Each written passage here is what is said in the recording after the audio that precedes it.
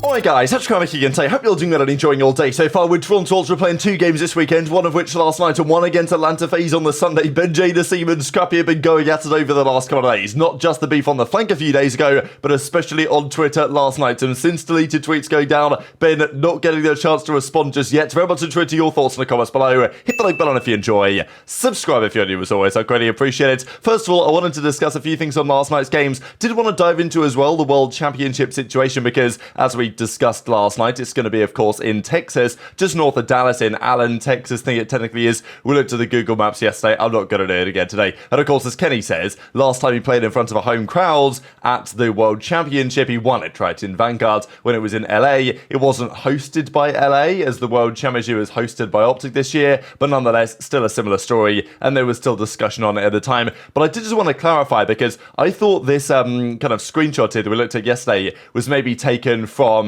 somewhere else or from the actual venue website itself. But no, this is actually on OpTic's official page where you can reserve seats and all this stuff. So it does look like they're at least planning. Now, things could change if it doesn't work out. But yeah, they are planning to do a circular setup here with the stage right in the center. So this is going to be really cool. And yeah, hopefully it's an absolute banger. I'm sure it will be. And also a cool update here as well that a CDL Champs Grand Final is also going to be on main stage. So lots of positivity and understandably around this tournament right now, a couple of months away from, of course, it going on, but we've got a couple of majors between now and then. And how well will the Ravens do between now and then? Because they got a great win yesterday against the Subliners. They probably should have closed it out in 3. I know that Clay was replied to some people who said that had a heart attack basically watching them play, and I can totally understand it. So, and this is the thing with Gwinn, why this guy strikes me as like a real, he's not even a top prospect. He's just straight up a very good player, like not only the future, but also potentially the present here, because he goes on and after winning yesterday's series,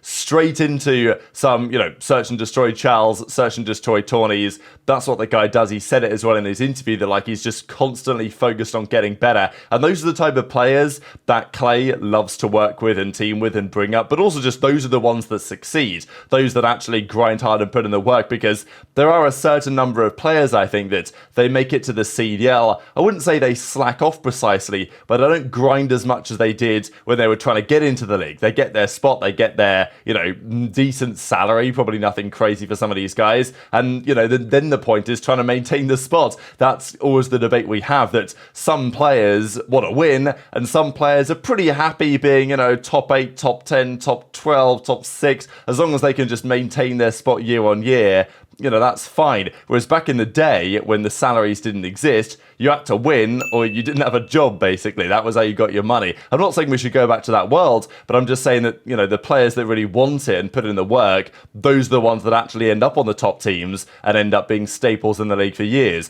So as Clay says, he broke the series kill record. They went home to grind more S&D, respectable. And this was crazy as well. He also said after he lost to Surge, right, because last week they lost to Surge, probably shouldn't have done, but they did. He didn't deserve his bed, so he slept on the couch. I love this kid. So, you gotta love it, right? And Gwinn, it's interesting with Gwinn, because he's made the comment, what was it now, a couple of weeks ago, where he said, basically, I'm the best player in the lobby, and, we shouldn't be losing that series. I think they lost to Vegas, didn't they? And in theory, Vegas has coached it out. You haven't achieved anything. Like, who are you to be talking trash type thing? And, I see it from both angles, but clearly Gwinn believes that he's gonna be great, and potentially already is. So that's an interesting one to look at. I thought this was quite wholesome as well here from his mama. So we saw yesterday mama Priestahh there with a few kind of subtweeting words for the New York Subliners, but it does run both ways. And also this was looked at really. So going into the season, there was regular season MVP odds and Rookie of the Year odds. I think right now most people would say the MVP is looking between Simp and Scrappy, probably. I mean, that seems sensible to me given the way that things are currently looking. It's funny how all the FaZe guys are here. But Rookie of the Year, Snoopy, aBeZy, Lins, Gwinn. Those were the top 4. Purge, and of course not all the rookies that we now have like Gio actually in the league at the start of the year, but as Donny Temp said at the time, chuck the crib on Gwinn with those odds. So maybe he knew something that we didn't necessarily. But let's talk about this Miami Heretics series, because this is kind of funny. I thought OpTic Texas, they tweeted this out yesterday with the World Championship, and Miami were in the replies, I will be there no matter what, which is not necessarily true. They haven't qualified for the World Championship yet, and if they do so, it's quite possibly just going to be because they get get some victories online, and they will need some more points. But yeah, Miami are confident they're going to make it. Legion as well were also in the replies to the World Championship, so because clearly they're thinking, well, you know, they've got a better chance than ever to make it this season. I think they will. I'd be very surprised if Legion don't make it to this year's World Championship with what they're currently showing. But you know, of course, they've got to get some more victories on the board to achieve that. So Miami, they played Toronto Ultra yesterday, and game 1 and most of game 2, it was looking really good for them. And honestly, given the way that the Subliners are currently playing, they get quite a lot of kills. They don't seem to have the efficiency. They couldn't convert it. Ravens took them down, yes, from their facility, but, you know, I'm not particularly confident right now in the Subliners. I'm still confident in FaZe, obviously. Still confident in OpTic, obviously. But Toronto as well, they showed glimpses of being, you know, somewhat on the back foot here. But I think the way that this series trended was probably what I expected to happen for Ultra. And it's online. Often they come into series like this expecting to win. They lose the game 1 though, and BenJ tweets this out because him and Scrappy were having a big back and forth. We looked at it yesterday in yesterday's video about this time on the flank when Scrappy was roasting Ben, being super soft and all this stuff. And Ben was obviously looking for an opportunity. So after they lose the game 1, Ben's like, oh, you know, let me drop this on the timeline maybe because, you know, who knows, maybe he owns Scrappy or maybe he's rent free or whatever. I thought it was quite entertaining, to be honest. And honestly, it looks like it was even going to go that way during the search and destroy. This was a Karachi search where Ultra have been pretty dominant most times they've played it. Like, they had a couple of 6-0s on this map earlier in the season. Clearly, teams have studied Ultra. But Miami go up 5-2. And then they lose 6-5. And this is the thing with Heretics. They clearly have good talent there. Like, ReeaL was making big plays.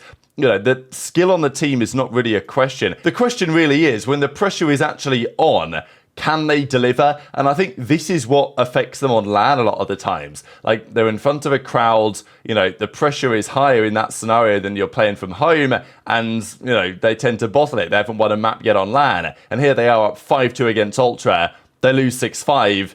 And then they just lose the plot. I mean, like, the next game was super ugly. Game 1, by the way, was a close affair initially. And then Heretics just pulled away. So, yeah, kind of did seem like Ben was maybe... And then Heretics just pulled away. So maybe kind of did seem like Ben was living rent-free. But then after they lost that map too, they go to the control. And this was just a ridiculous map of invasion control. CleanX broke, I think it was Purge's record, right?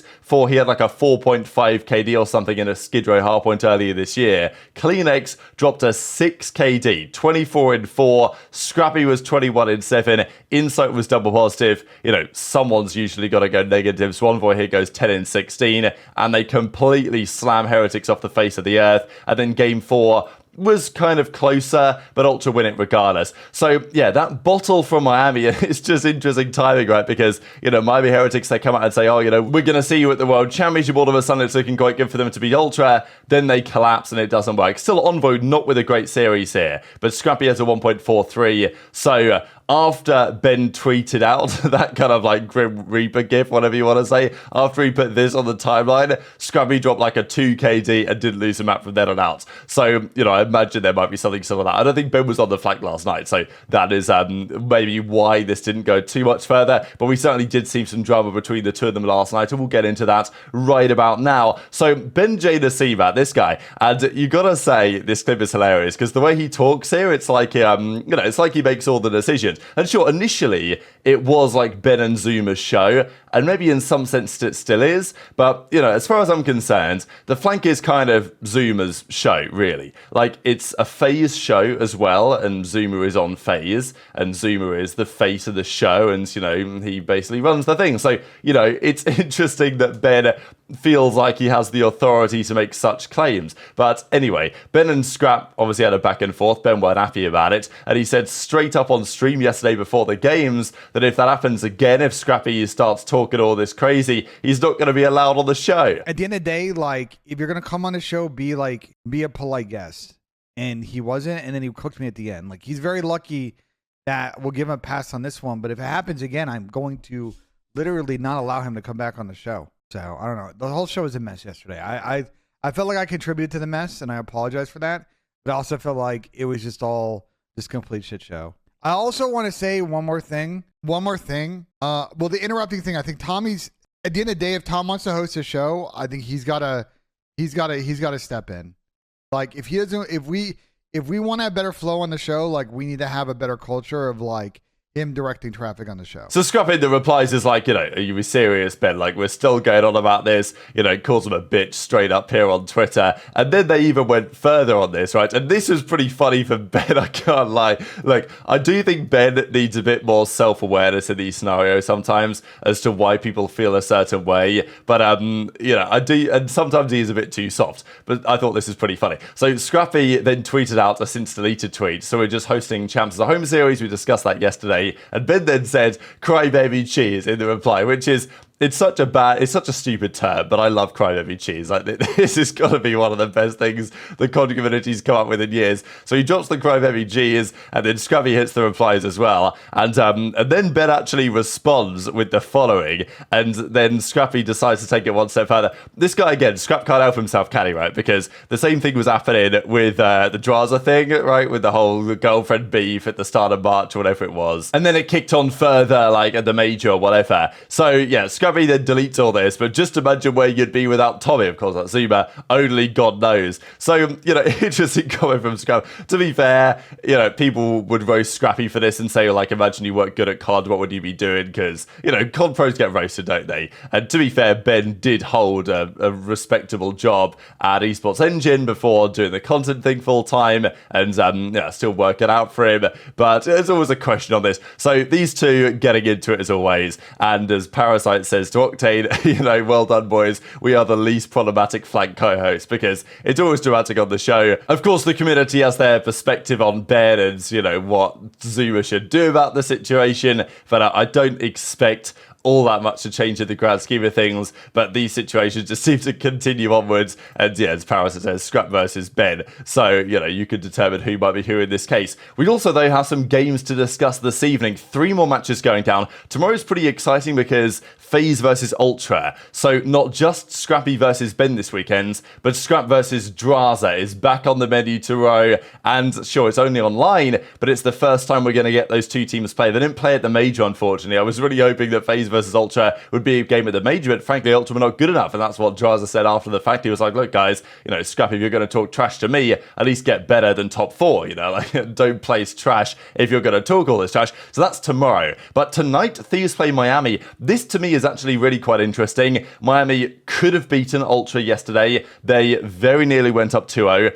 Would I have still probably said that Ultra could have reverse swept that? Yes, but still, they probably should have been up 2-0. And Thieves, last week, they slammed Legion. Well, they slammed them game 1. They didn't slam them over the course of the 5 maps, but they did win it in game 5, and Joe Deceives had a great series. So that's a battle. I also didn't even mention this, but Miami did want to quickly say, MettalZ got slammed again, right? Now, I know he didn't have the lowest damage, to be fair, on the team. ReeaL actually did, which was a little bit surprising, but still, 0.7, 51 kills, because considering MettalZ started out the season very well, there is a debate as to what Miami might do next if they want to make another change. Like, I think ReeaL's been solid enough, he ain't going anywhere. But Miami play Thieves tonight, and then Vegas OpTic. So what I want to see from Vegas is whether they actually try and play 6-star hardpoint again, because they got 50 point clubbed on it by Thieves.